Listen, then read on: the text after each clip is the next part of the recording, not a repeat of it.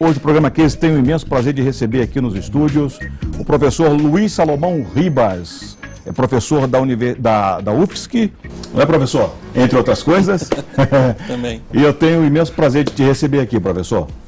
O prazer é todo meu de estar aqui, né? Eu já fui muito bem recomendado para estar aqui. As pessoas que já estiveram aqui já falaram muito bem do programa, disseram que eu tinha que estar aqui, porque o trabalho que a gente faz no laboratório precisa ser visto, e no programa Case era o melhor lugar para isso acontecer. Obrigado. Bom, professor, vamos falar de branding então e da sua defesa. O professor, além de ser professor de design e branding na UFSC, fez um pós-doutorado em Lisboa, né, terra onde eu vivi por muitos anos. Então a gente depois aqui vai trocar até pegar um pastel de Belém. Isso, trocar aqui algumas informações. Né? Eu sou apaixonado por Portugal até hoje. Bom, professor, DNA das marcas, branding, vamos falar isso em especial, não só para a grande companhia, mas para aquelas empresas que estão começando, a importância de se pensar nisso logo no início. Só para tirar logo uma dúvida, o que é isso? Branding. O que é de uma forma bem resumida? Quando eu comecei a trabalhar com essa história do branding, isso há, 5 ou 6 anos atrás, para mim também era uma dúvida muito grande, porque o design diz que é dono do branding, o marketing diz que é dono do branding, a publicidade diz que é dono do branding. Isso, exatamente. E a conclusão que eu cheguei, depois de tanto investir nisso e em perguntar sobre isso, é que que branding é um mix de tudo isso. É um mix da publicidade, do design e do marketing, sendo que o marketing é responsável por toda a gestão do processo, o design pela forma e pela informação, e a publicidade pela transmissão de tudo isso. Não que cada um tenha o seu momento específico, mas o conjunto dos três é que leva a uma empresa a ter uma estratégia de marca. Branding, como tradução literal para o nosso linguajar camoniônico em português, significa construção de marca.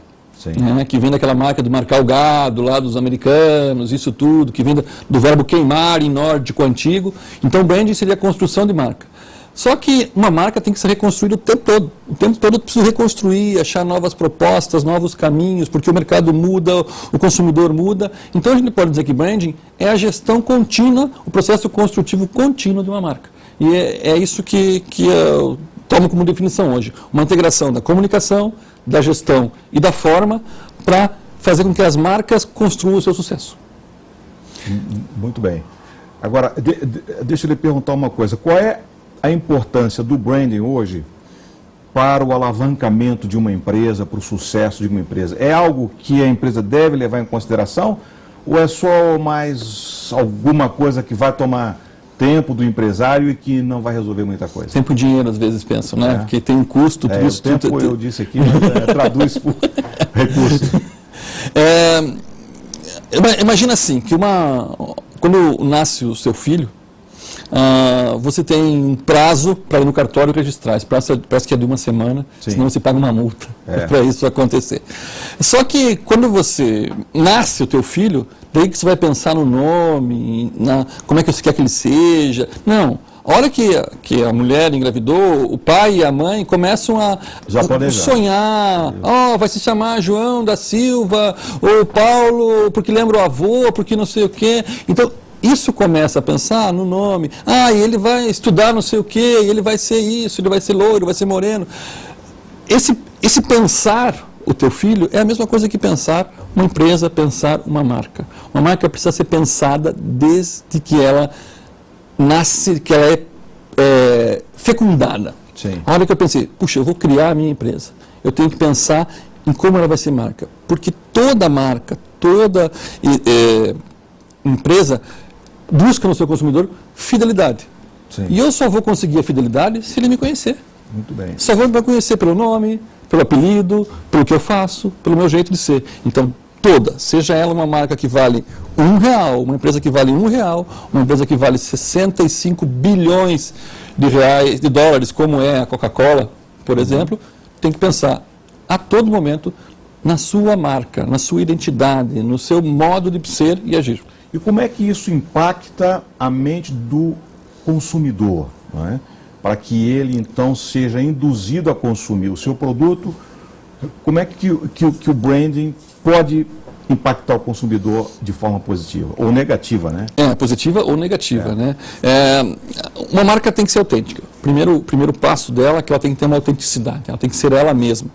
E o cérebro humano a gente nos últimos 10 anos aprendeu muito mais do que nos últimos 500 anos sobre o cérebro humano.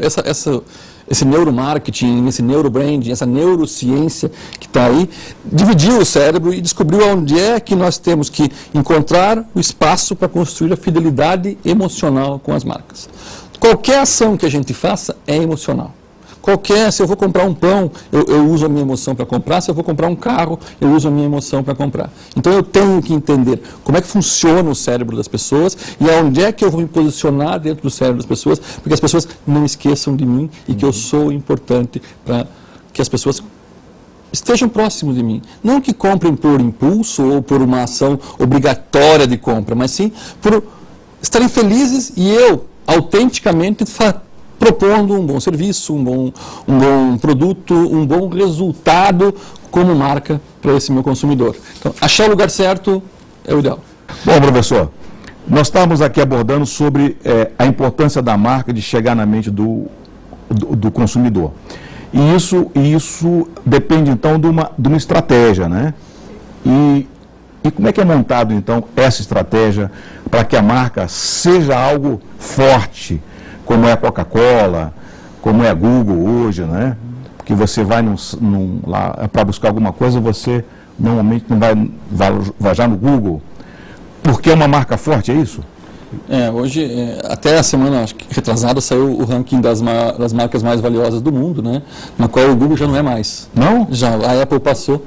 Tem razão ali. A Apple, 2 semanas atrás, a Apple passou o Google como a marca mais valiosa eu li do mundo. Isso é bem interessante porque é uma empresa que não investe em propaganda, investe muito pouco em publicidade e propaganda, mas consegue encontrar o espaço no cérebro do consumidor para que essa marca se torne um hábito. Que o grande objetivo é tornar a marca um hábito para o consumidor. Ele não precisa pensar para descobrir qual é a marca, qual é o produto, qual é a história que ele vai comprar naquele momento. Então, transformar isso em hábito é muito difícil. Eu só consigo fazer isso se eu for lá no âmago da minha empresa, lá onde ela começa, e daí sim, construir uma relação. Porque hoje não dá mais para criar um novo produto, criar um novo serviço. O ideal para eu conseguir captar, eu tenho que criar uma nova categoria. Uma nova categoria. Um exemplo clássico disso é Red Bull. Red Bull veio do nada e não é bebida com gás, não é bebida sem gás, não é uma com álcool, não é sem álcool, é um energético que não tinha. Sim. E com o investimento que eles fazem, eles estão mais lembrados, proporcionalmente mais lembrados que a própria Coca-Cola no ramo das bebidas. Então, eu tenho exemplos clássicos de que o investimento tem que ser no lugar certo e na hora certa. E como é que a gente descobre qual é o lugar certo e qual é a hora certa? É o que a gente tem desenvolvido na pesquisa do meu laboratório e a minha pesquisa de pós-doc que eu fiz em Portugal há 2 anos atrás. A ideia é construir o DNA das marcas. Porque todo mundo lembra lá do segundo grau, quando estudava aquele azão, azinho, bezão, bezinho da genética. Por que era isso? Estudávamos a Drosophila melanogaster, que é aquela mosquinha da banana, sim, que tem o DNA 98% igual ao nosso. Sim. Então está muito próximo, muito próximo. E o que a gente tem... Inclusive na Madeira tem uma fábrica de moscas da banana, não sei se você sabe disso. Não sabia. Tem uma fábrica, eles produzem lá geneticamente a mosca da banana. Para pesquisa de DNA e de genética, né? Que isso é o que faz o diferencial nosso com a mosca da banana é 2%. Imagine nosso com o nosso colega, com nosso vizinho. Sim. É muito pequeno. E as empresas é a mesma coisa. O DNA das empresas, o diferencial genético delas, como elas foram construídas, é muito igual ao da empresa A a empresa B. Sim. Eu tenho que achar aquele diferencial. E aquele diferencial só é conseguido com aquilo que eu falei para você logo no começo. Qual é a minha expectativa como empresa? O que eu sou igual aos outros? O que eu sou diferente dos outros? Onde é que está o meu código genético? E eu desvendei isso com autenticidade. E o que a gente tem feito hoje é isso. É desenvolver uma ferramenta, um material que está sendo utilizado hoje no Brasil, em pequenas empresas, em empresas startups, que estão vendo a importância de se ter uma marca desde a sua fundação até se transformar numa Coca-Cola. E empresas de grande porte. Tenho feito um trabalho na Europa com DNA territorial de cidades. As cidades também têm que se preocupar com a sua marca. Então, tudo isso é pensado a partir do DNA da marca, que acontece antes mesmo daquilo que você falou do Trout, que é o posicionamento. O posicionamento vem da década de 1970, quando eles decretam o fim da publicidade, né? Sim. E o posicionamento reage com uma força. E agora ele escreveu no passado o reposicionamento, né? Que a marca precisa se reposicionar. Antes de posicionar a marca, eu preciso saber quem eu sou geneticamente. Então, essa metáfora da genética é muito interessante. Encontrar o seu espaço e se posicionar, né? Criar a minha categoria, ser o diferencial. Sim. Não quero ser o primeiro, não quero ser o segundo, eu quero ser diferente. O senhor está com alguns exemplos aqui, e eu queria que o senhor mostrasse o que o senhor trouxe aqui para mostrar sobre... Eu trouxe 2 manuais de marca feitos, são exercícios de pesquisa, não são exercícios, eu não trouxe de empresas que a gente trabalha, até Sim. porque não sei se valia a pena trazer, mas a ideia é mostrar para todo mundo que as marcas se dividem, precisam ter 3 espaços claros para se construir um manual de marca, que é como é que eu penso a marca, como é que eu vejo a marca e como é que eu uso a marca. Até tem uma brincadeira interessante que os alunos fizeram, né? Uma marca de chocolate qualquer, eles colocaram penso, logo existo, logo do logotipo, quiseram brincando com o logotipo, como ver a marca, como Sim, pensar, legal, como usar, legal. Pensar. Toda a parte de DNA de marca, posicionamento de marca, e naming, estratégia, e o existo. Como é que eu vou divulgar isso, como é que as pessoas fazem? Então, o que a gente procura fazer é construir manuais de referência para as marcas. Esses manuais, geralmente, são muito ilustrados, na qual a referência precisa ser bem vista, muito bem estruturada, para que as pessoas entendam ele e não peguem isso aqui e enfim na gaveta. Guardem num armário. Quando se constrói o DNA de uma marca, a estratégia de uma marca, isso deve ser referência o tempo todo. Quando se perguntaram para o presidente do Bradesco, quanto tempo você dedica à marca Bradesco, que é a segunda marca mais valiosa do Brasil, e eu acho que é a 5ª marca mais valiosa da América Latina. Perguntaram para ele assim, quanto tempo você dedica à marca Bradesco? Ele disse, nem 1 segundo do meu dia. Porém, eu dedico todos os segundos do meu dia ao pensamento na marca Bradesco. Não dedico nada exclusivamente, mas sempre que eu penso no Bradesco, eu penso na marca Bradesco. Toda empresa deve ser assim, da padaria do seu Manuel, português, Sim. até a maior empresa do mundo, tem que se pensar na marca o tempo todo, para que não perca o foco do seu cliente. Agora, deixa eu lhe perguntar uma coisa. Vamos dar um exemplo para o nosso telespectador, não é? Sobre a importância, então, de você pensar na sua marca, a importância disso levar a tua empresa ao sucesso, e quando você não pensa assim, o que pode acontecer também é um insucesso. Então vamos dar esses 2 exemplos? Antes de você falar isso, eu queria falar do Estrada da Terra que você acabou de falar. Uma das coisas que você deixou claro, que é o único aprovado pela Anvisa. Isso é autenticidade. Cada um quer buscar ser autêntico e ser o único. Eu acho que se esse caminho for o melhor, busque e se aprofunde nele, na sua competência, na sua habilidade. Então, ser único, criar a sua relação, criar o seu nicho de mercado é o mais importante. Sim. E o que uma empresa fez há 125 anos atrás, né, o Penderton, quando misturou pó de cocaína com xarope de noz de cola e criou a Coca-Cola, criou a receita maravilhosa que todo mundo gosta, que o mundo inteiro se apaixonou e construiu uma referência para uma marca.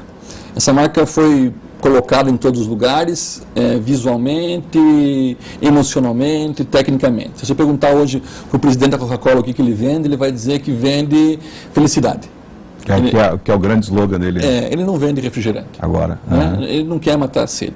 E como se você quer vender, for no McDonald's, ele vai dizer que vende alegria, como se vai na Walt Disney, na Disneyland, eles vendem sonho, e cada um procura construir uma relação que está muito próxima do seu DNA.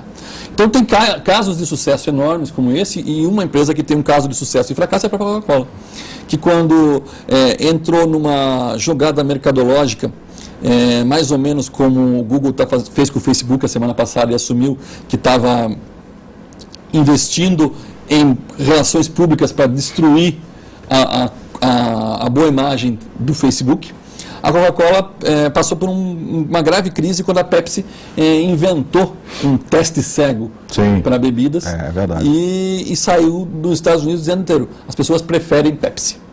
A Pepsi é mais gostosa, é mais alegre, é mais amigável.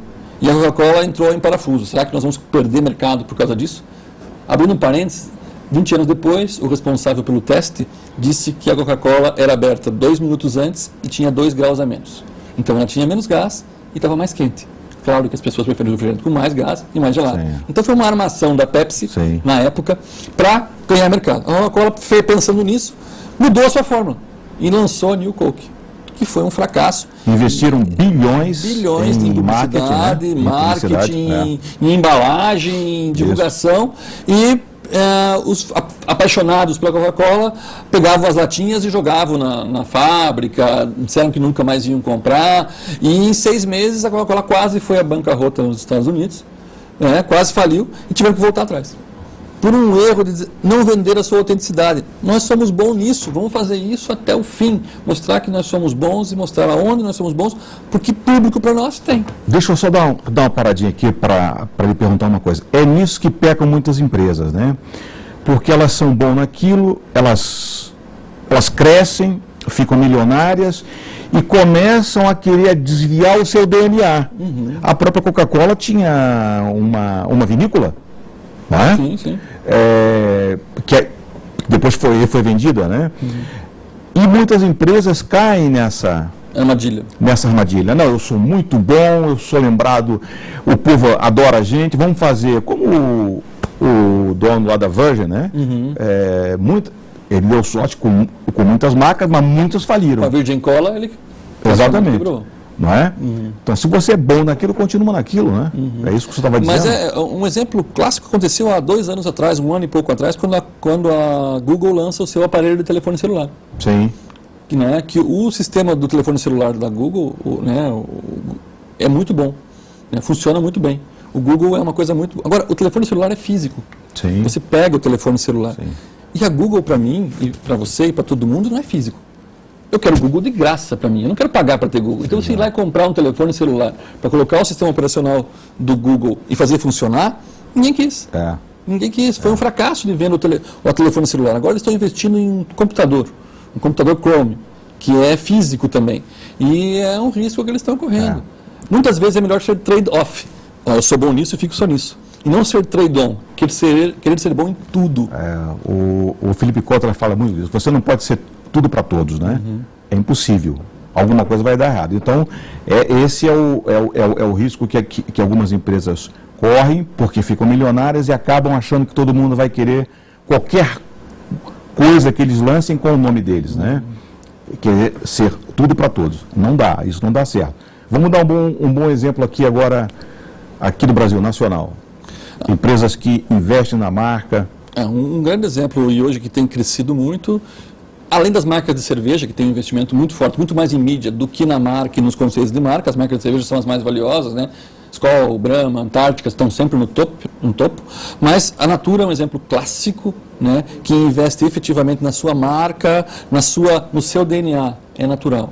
Ela buscou 2 negócios grandes, que era a qualidade do Boticário como representante brasileiro de produto natural e a forma de vender da Avon. E juntou que legal. Uma grande nova marca, um DNA. Ele construiu um DNA novo e direcionou isso muito bem. Então o DNA da Natura está sendo vendido com muita incisão, muito bem feito. Eles correm o risco de querer entrar no mercado convencional de lojas, e isso é um problema muito sério para eles. Então, professor, estão nos dizendo aqui que nós já encerramos, né? O papo é tão legal que o tempo voa, né? O que fica claro é que é importante as empresas, antes de nascer, pensar na sua marca. Construir seu DNA. Construir o seu DNA. Isso é mais importante. Muito bem, eu tive o imenso prazer de receber aqui o professor Salomão, que é professor da UFSC em Branding, também pós-doutorado em Lisboa. Muito obrigado. E o seu último recado, professor? Construam o seu DNA. Vão atrás dele, busquem informação. O nosso laboratório está à disposição para quem quiser conhecer e mostrar como é que a nossa ferramenta funciona para as empresas. Ok, muito obrigado. Nada, professor, foi imenso prazer. Muito obrigado, boas vendas, Sucesso para vocês!